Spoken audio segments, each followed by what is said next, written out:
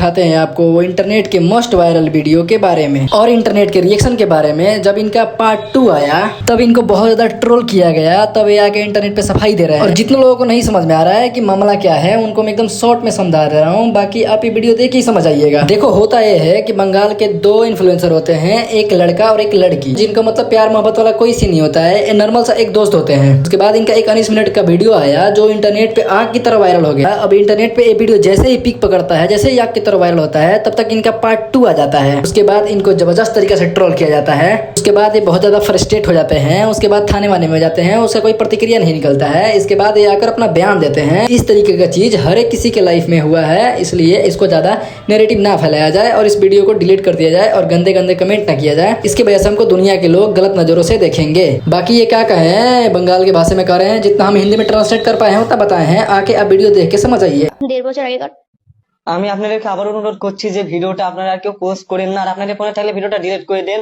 আর আমাকে কেউ ইনস্টাতে এবং ফেসবুকে বাজে বাজে কমেন্ট করবেন না।